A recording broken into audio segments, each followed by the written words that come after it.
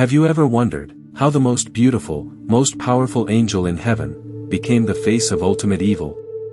What really happened before time began? Why would a perfect being with access to God's throne betray the very one who created him? This isn't just a story of rebellion, it's a story of jealousy, pride, and eternal consequences. Stay with me until the end, because the twist in this story will leave you speechless. Before the first human breath.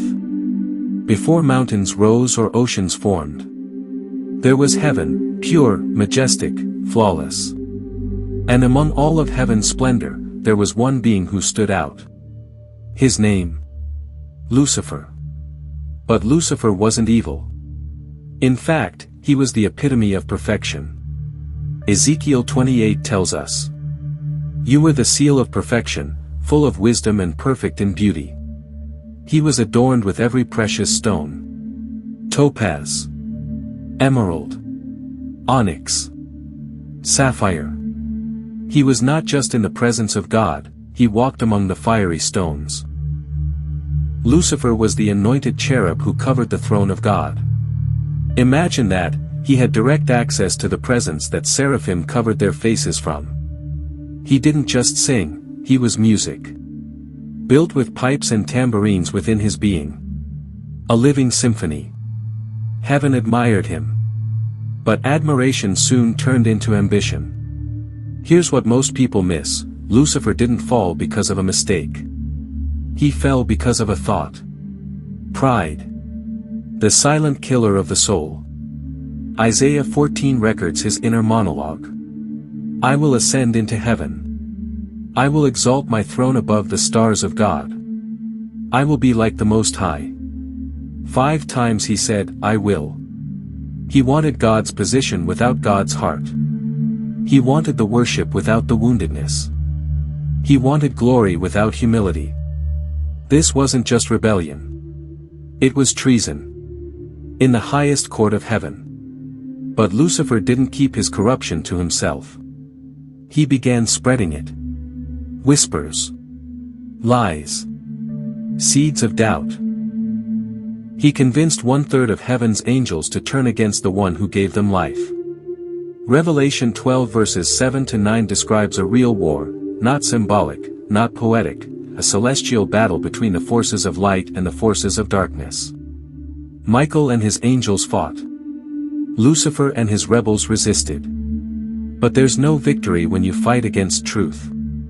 Lucifer was cast out. Thrown down from heaven. His light extinguished. His name, forever stained. From Lucifer, the light-bearer, to Satan, the adversary. What's terrifying isn't just that Lucifer fell. It's who he became. He was no longer a radiant figure of beauty. He became the father of lies. The deceiver of nations. The ancient serpent. But here's something chilling.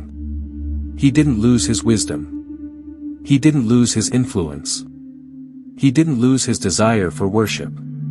He simply changed targets. Now, instead of leading worship in heaven, he would steal it on earth. Why does Satan hate us so much? Simple, we replaced him. We were made in the image of God. We were given dominion. Authority. The breath of God. Lucifer was cast out, and man was raised up. And that's when his campaign against us began. But we're not going to explore Adam and Eve here.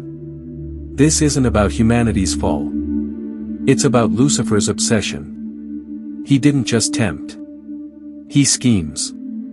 He weaves himself into culture, systems, leadership, technology, entertainment. Not with fire and brimstone, but with lies that sound like truth. Pharaoh's pride. Babylon's arrogance. Rome's brutality. He was there. Behind every tyrant drunk on power. Behind every nation drunk on blood. He whispers into kings. He manipulates systems. He plants confusion where there should be clarity. In Job 1, he appears before God, trying to accuse the righteous. In Zechariah 3, he stands at the right hand of the high priest, accusing. In Matthew 4, he dares to tempt the Son of God. This is not some minor villain. This is the enemy of souls. Strategic. Patient. Relentless. What's happening in our world is not random. There's a war between kingdoms. And Lucifer's goal isn't to scare you, it's to numb you. To keep you busy. Distracted. Addicted to things that look good but rot your soul. He doesn't need to possess you. He just wants to influence you. He'll offer you fame, just like he did with Jesus. He'll twist scripture, just like he did in the wilderness. He'll make sin look sweet, and then turn around and call you a failure. But here's where it gets good. The very plan Lucifer used to destroy, became the plan that destroyed him. When he filled Judas with betrayal, he thought he was winning. When he saw Jesus beaten and nailed, he rejoiced. But the cross was not a loss. It was a setup. Hebrews 2 verse 14 says that through death, he might destroy him who holds the power of death, that is, the devil. Jesus turned the weapon of death into the doorway of life. Lucifer didn't see it coming. Today, Satan knows his time is short. Revelation 12 verse 12 says, "Woe to the earth, because the devil has gone down to you. He is filled with fury. But your awareness is your weapon. You fight not with swords, but with truth. You don't overcome him by arguing, you overcome him by testifying. Every time you choose love over bitterness, faith over fear, purity over popularity, he loses. Every time you open your mouth and worship, even when life is hard, he is reminded that he was replaced." Here's the part many forget. Lucifer's story has an ending. Revelation 20 verse 10 says, "And the devil, who deceived them, was thrown into the lake of fire, and will be tormented day and night forever and ever." There's no escape. No redemption arc. No second chance. The one who once stood in glory, will fall into eternal disgrace. The biggest twist. This story isn't just about Lucifer. It's about you. You are the proof that grace still works. You are the reason Jesus endured the cross. You are the image-bearer Lucifer can never be again. So he'll do everything to make you forget who you are. But now you know. You're not just a character in a cosmic story. You're the target of both heaven and hell. If you've watched to the end, you're not just curious, you're chosen. Now you understand Lucifer's real story, not a cartoon, not a myth, but the true fall of the highest created being. And now the question is, will his fall become your rise? Type, "God opened my eyes," in the comments if you stayed till now.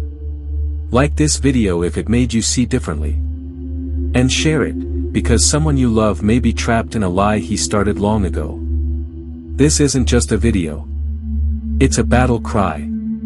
Let's make sure the enemy knows, he lost. Forever.